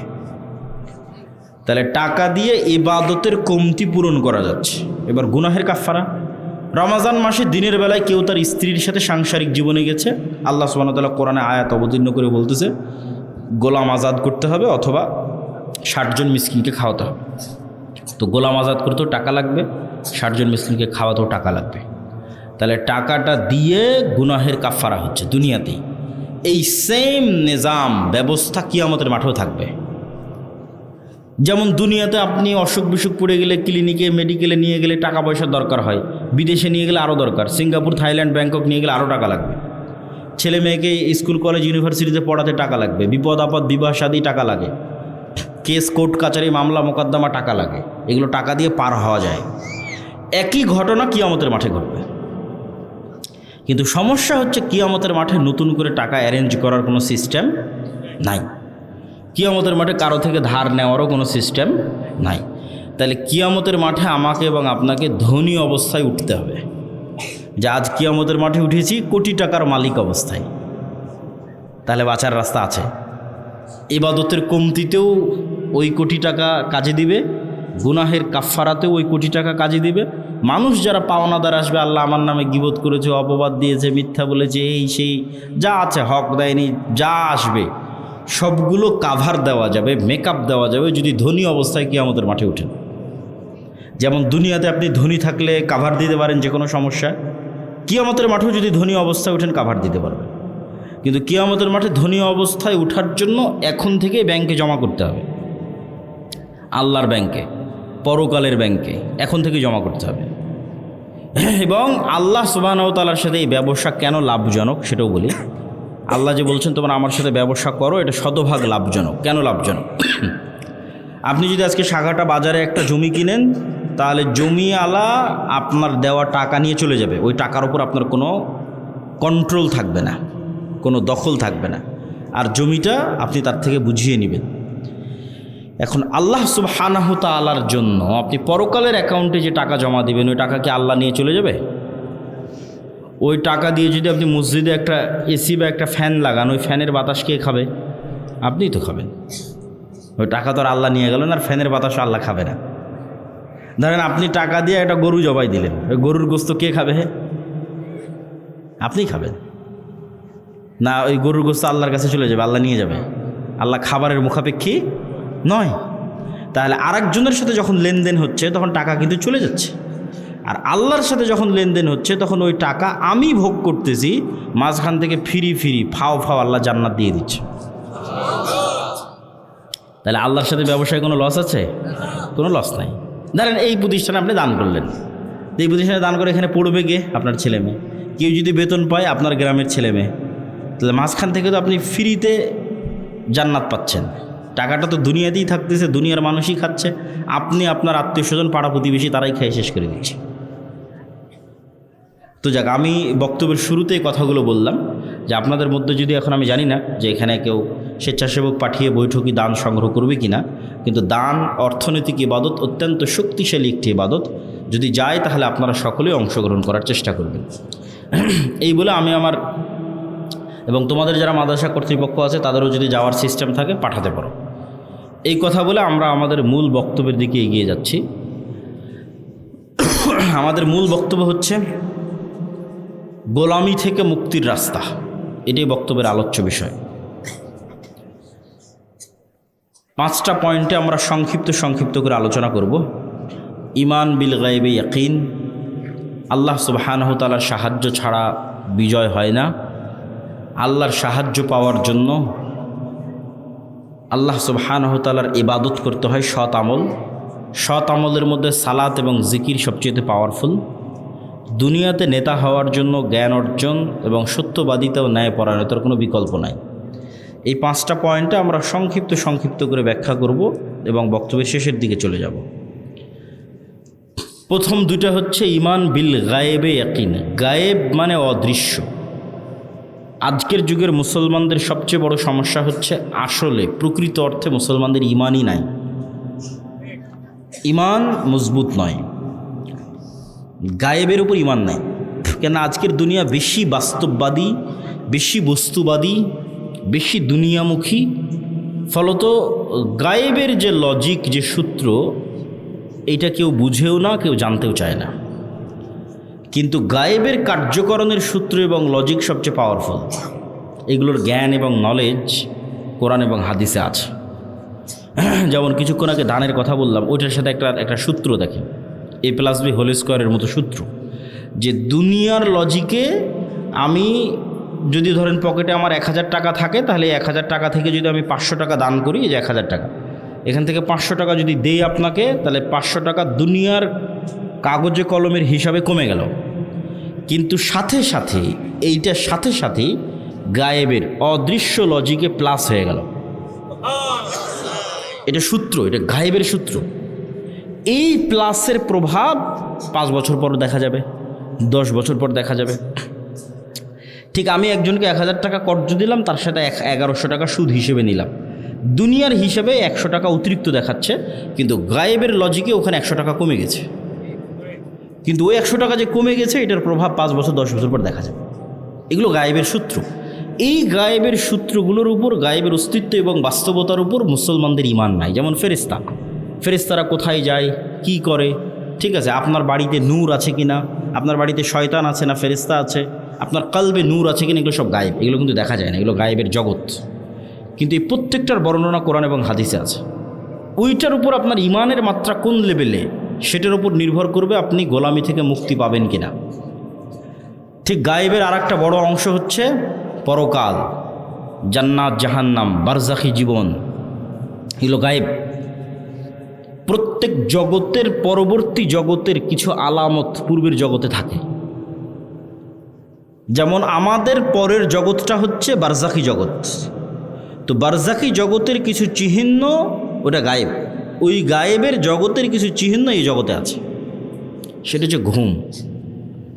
প্রতিদিন আমরা একবার করে বারজাখি জগতে চলে যাই বা বারজাখি জগতের একটা স্বাদ নিয়ে আসি।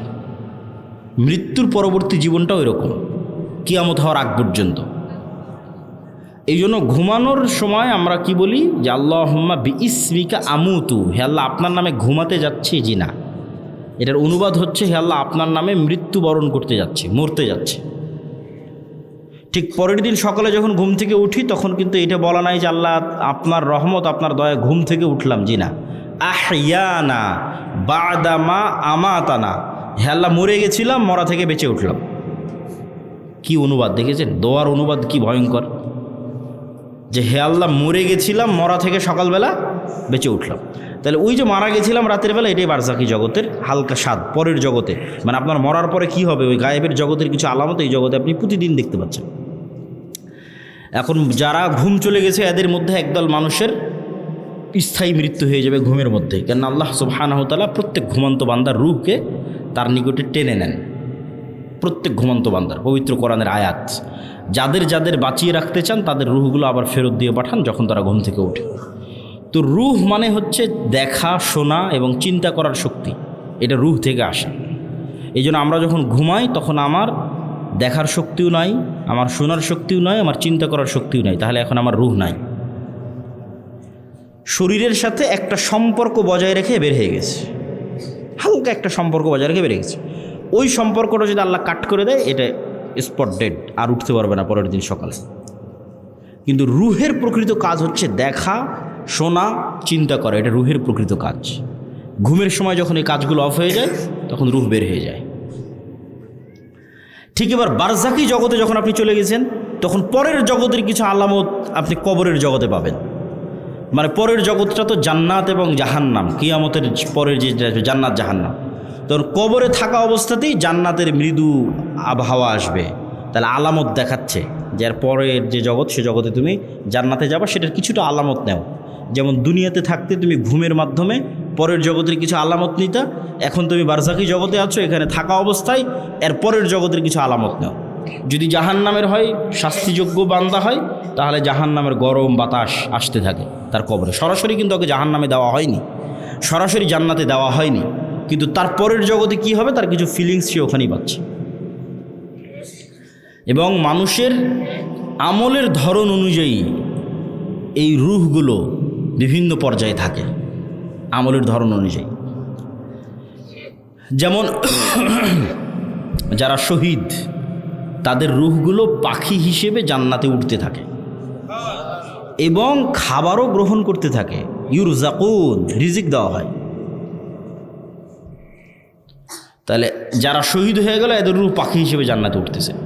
এদের চেয়েতেও যারা শ্রেষ্ঠ, শহীদদের চেয়েতেও যারা টপ লেভেলের রূহ, তারা আল্লাহ সুবহানাহু ওয়া তাআলার আরশের নিচে ঝুলন্ত অবস্থায় থাকে বারজাকি জগতে। এদের চাইতেও যারা টপ লেভেলের শ্রেষ্ঠ, তারা হচ্ছে নবীরা। তারা দুনিয়া থেকে মৃত্যুবরণ করেছে, কিন্তু নবীদের বারজাকি জগতের জীবনযাপন আরও উন্নত পর্যায়ের, মানে কোয়ালিটি আরও বেশি। কোয়ালিটিটা কেমন? রাসূলুল্লাহ সাল্লাল্লাহু আলাইহি ওয়াসাল্লাম যখন গেলেন প্রথম আসমান, দ্বিতীয়, তৃতীয়, চতুর্থ, পঞ্চম, ষষ্ঠ, সপ্তম সব আসমানে নবীদের সাথে কথা হয়েছে। তো নবীরা তো মরে গেছে দুনিয়াতে, তাহলে ওখানে কীভাবে কথা হচ্ছে? নবীদেরকে সাথে করে না সালাত কীভাবে হচ্ছে? তথা নবীদের বারজাকি জগতের যে জীবন, সেটা বারজাকি জগতে আর যত রূহ আছে তাদের চেয়ে টপ কোয়ালিটির জীবন, যেখানে ইবাদত করাও সম্ভব, যেখানে কথা বলাও সম্ভব। মুসা আলাইহিস সালাম তো কতদিন আগে মরে গেছে, কিন্তু মুসা আলাইহিস সালামের সাথে মুহাম্মদ সাল্লাল্লাহু আলাইহি ওয়াসাল্লামের দেখা হচ্ছে মেরাজের সফরে এবং কথা বলতেছে। তাই এটা হলো বারজাকি জগতের জীবন, যেটা কিয়ামতের পূর্ব পর্যন্ত এবং মৃত্যুর পরের। তাহলে এগুলো তো গায়েব। এই গায়েবগুলোর উপর আপনার ঈমান, ইয়াকিন কোন পর্যায়ের, আপনি কোন জায়গা থেকে এগুলোর উপর ঈমান রাখেন? এগুলো কি আপনি চোখে দেখতে পাওয়ার মতো ঈমান রাখেন, না বাস শুনলাম দেখলাম শেষ? যতক্ষণ পর্যন্ত চোখে দেখতে পাওয়ার মতো ঈমান অর্জন এই জিনিসগুলোর উপর না হবে, ততক্ষণ পর্যন্ত গোলামি থেকে মুক্তির রাস্তা তৈরি হবে না। এই জন্য ঈমান মজবুত করা সবচেয়ে জরুরি। আর যদিও আজকের দুনিয়ার বস্তুবাদী জগতে মনে হচ্ছে যে বস্তুবাদী জগতে কিভাবে গায়েবের উপর ঈমান রাখা যায়, কিন্তু আমি চিন্তা করে দেখলাম যে এই বস্তুবাদী জগতে গায়েবের উপর ঈমান মজবুত করার আরও বেশি রাস্তা তৈরি হয়েছে। আমার চিন্তা, আমি উল্টাভাবে চিন্তা করেছি যে মানুষ মনে করতেছে যে সে মোবাইলের আনন্দ বিনোদনের মধ্যে ডুবে যাচ্ছে, মদ, জুয়া, আড্ডা, পৃথিবীতে এমন কোনো গুনাহের রাস্তা নেই যেটা বর্তমানে উন্মুক্ত হয়নি। ফলত সে কীভাবে গায়েবের উপর ইয়াকিন রাখবে? গায়েবের তো কোনো আলামত কোথাও দেখাই যায় না। কিন্তু আমি চিন্তা করে দেখলাম যে না, আমরা আধুনিক যুগে যা যা ব্যবহার করতেছি তা আমাকে গায়েবের প্রতি ইয়াকিন তৈরি করতে আরও বাধ্য করা উচিত। কিভাবে আপনাকে বলি, আজ থেকে 100 বছর আগে এই সাঘাটার কোনো মানুষকে যদি এখন জীবিত করা হয়, 100 বছর আগে এই প্রোগ্রামে নিয়ে এসে বসানো হয় মুরব্বির জায়গায় দিয়ে, তাকে আমি বলবো যে মুরব্বি, আমি এখন যে কথা বলতেছি আমার এই কথাটা না 1000 কিলোমিটার দূরে আমেরিকাতে এখন বাজতেছে, এখন আমার এই কথা উড়ে গিয়ে আমেরিকাতে এখন বাজতেছে, কয়েক হাজার কিলোমিটার দূরে। মুরব্বি তো বিশ্বাস করতে পারবে না যে বলে এখানে বলবে, এখানে বাজবে লন্ডনে সাথে সাথে, এ কেমনি সম্ভব? এ তো গায়েব। এটা কিন্তু 100 বছর আগে এটাই গায়েব। 100 বছর আগে এটাই গায়েব। অথচ আমি কথা বললে আমার এই কথা উড়ে আমেরিকা, পৃথিবী যেই দিন সৃষ্টি হয়েছে সেই দিন থেকেই যায়। বুঝেন না মনে হয় আমার কথা? এটা মানুষ জানতো না। এটা তো আলোর গতির মধ্যে, আলোর মধ্যে ডাটা ট্রান্সফার হয়, এই জ্ঞান মানুষের ছিল না। কিন্তু ট্রান্সফার তো ভাই যেই দিন থেকে আল্লাহ পৃথিবী সৃষ্টি করেছে সেই দিন থেকেই হয়। মানে আমি এখান থেকে বলবো আর এটা আলোর গতির সাথে আমার এই কথা সারা পৃথিবীতে ঘুরতেছে, বা আলো যতদূর পর্যন্ত যাচ্ছে আমার এই কথা অতদূর পর্যন্ত যেতে থাকতেছে। এটা যেই দিন থেকে পৃথিবী আল্লাহ সৃষ্টি করেছে সেই দিন থেকেই হয়। তাহলে এটা আমাদের জন্য কি ছিল? গায়েব ছিল। বলেন তো এটা আমাদের জন্য কি ছিল? গায়েব ছিল, তখন জানতাম না। তাহলে এইটা যদি সম্ভব হয় যে কথা বলবো এখানে আর আলোর গতিতে সেই কথা গিয়ে বাজবে আমেরিকায়, এবং আমেরিকায় বসে মানুষ শুনতেছে, এখন লন্ডনে বসে মানুষ শুনতেছে, আপনারা টিভি মোবাইলে ব্যবহার করতেছেন, তাহলে এটা ব্যবহার করা অবস্থায় আপনি কিভাবে বিশ্বাস করতেছেন যে এই কথা আল্লাহ শুনতেছে না? বলেন আল্লাহু আকবার। আপনি মোবাইল ব্যবহার করা অবস্থায় মানুষ আপনার কথা শুনে নিচ্ছে, মানুষের তৈরি করা যন্ত্র দিয়ে। আমার এখনকার কথা মানুষ শুনে নিচ্ছে ইংল্যান্ডে বসে থেকে, আমেরিকায় বসে থেকে, আর আমি বিশ্বাস করতেছি আরে আমি যে কথা বলছি এটা তো মনে হয় আল্লাহ শুনতে পাচ্ছে না। তাহলে আপনি আধুনিক প্রযুক্তির প্রত্যেক যে জিনিস ব্যবহার করতেছেন ওই জিনিসে এবার এই স্টাইলে চিন্তা করবে যে মানুষ যদি এই পর্যন্ত করতে পারে তাহলে আল্লাহ কোন পর্যন্ত করতে পারে। তাহলে আপনি যত চিন্তা করবেন তত গায়েবের উপর আপনার ইয়াকিন বাড়বে। যেহেতু ভয়ঙ্কর আমরা গেড়াকলে ফেসে গেছি। বর্তমান বিজ্ঞান এটাই বলতেছে যে কাফা বিনাফসিকাল ইয়াউমা আলাইকা হাসিবা, যে আজকে তোমার হিসাবের জন্য তুমি যথেষ্ট। আলজামনাহু তাইরাহু, মানুষের সাথে মানুষের পাখিকে আমি মানুষের ঘাড়ের সাথে বেঁধে দিয়েছি, শাব্দিক অনুবাদ করলাম। তো কেমনে মানুষ তার হিসাবের জন্য নিজেই সে যথেষ্ট, আলাদা করে হিসাব করা লাগবে না, এটার একটু দু একটা উদাহরণ দেই। এই যে আমরা এখানে কথা বলতেছি, এই কথা এখন আলোর সহযোগিতায় পৃথিবীর বাংলাদেশের সব জায়গায় পৌঁছে যাচ্ছে। তো এই আলোটা যতদূর যাচ্ছে এই কথা কিন্তু এই আলোর মধ্যে আছে। শুধু কথা না, আমার দৃশ্য, আমার ছবি, আমার ভিডিও এই আলোর মধ্যে আছে। আলো ডাটা ট্রান্সফার করতে পারে, যেটা দিয়ে এরা ক্যামেরার কাজ করতেছে, মোবাইলের কাজ করতেছে, সেটাই। তো এখন আমরা যদি পৃথিবীতে এমন একটা যন্ত্র আবিষ্কার করি যেটা আলোর চেয়ে বেশি জোরে দ্রুত চলে, এটা আবিষ্কার করা মানুষের পক্ষে সম্ভব নয়। কল্পনা করে যে আমরা একটা অলৌকিক কার্যকলাপের মাধ্যমে একটা মেশিন তৈরি করলাম আলোর চেয়ে জোরে চলে, দিয়ে এখন আজ থেকে 15 বছর আগে চলে গেছি, আলোর চেয়ে বেশি গতিতে 15 বছর আগে চলে গেছি। তো 15 বছর আগে সাঘাটার মাটি থেকে যে আলোটা ছুটেছে আকাশের দিকে, ওই আলোটা এখন যে জায়গায় আছে আমি ওর আগে গিয়ে বসে গেছি, ওর আগে গিয়ে পৌঁছে গেছি, আলোটাকে ধরবো। ওই আলোটাকে ধরার সময় যদি ওখানে আমি কোনো একটা মেশিন সেট করতে পারি, তাহলে 15 বছর আগে এই সাঘাটার মাটিতে বসে আমি যা করেছি তা লাইভ দেখতে পাবো। 15 বছর আগে সাঘাটার মাটিতে আমি যা বলেছি তা আমি লাইভ শুনতে পাবো। এগুলো একটাও হারিয়ে যায়নি, সব আলোর মধ্যে আছে। ওই যে বিজ্ঞান ব্যবহার করতেছে, এখন এখান থেকে উড়িয়ে নিয়ে গিয়ে আমেরিকা লন্ডনে বাজাচ্ছে, তোরা তো আলোর সহযোগিতা, ওখান থেকে হারায় না। যে ধরতে চাইবে তোমাকেও ধরতে পারবে।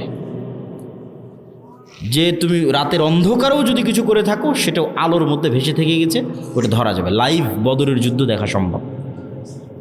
শুধু আলোর গতিতে 1500 বছর আগে চলে যেতে হবে। যমজ বাচ্চার জন্য আলাদা আলাদা খাসি জবাই না করে একটা গরু জবাই করলে কি আকিকা হবে? হবে না। আমি বিবাহ করার সময় 1 টাকাও নেব না, মোহরানার টাকা আমার সামর্থ্য অনুযায়ী করতে পারবো কি? কিন্তু মেয়ের পরিবার তাদের ইচ্ছাই করে, এমতো অবস্থায় আমার করণীয় কি? মেয়ের পরিবারকে বুঝিয়ে একটা মাঝামাঝি রাস্তা অবলম্বন করবা, একবারে বেশিও না একবারে কমও না। জুমার সালাতের পর মাহফিলের পরে বিবাহ পড়ানোর পরে যেসব হুজুর মোনাজাত করে ওইসব হুজুরের কি হবে? আবার কি হুজুর জানে এসব বেদাত? তাও কেন মোনাজাত করে? এই মোনাজাতের ফতোয়া দিতে দিতে আমার আব্বার জীবন পার হয়ে গেছে, আমি আর কত ফতোয়া দিই?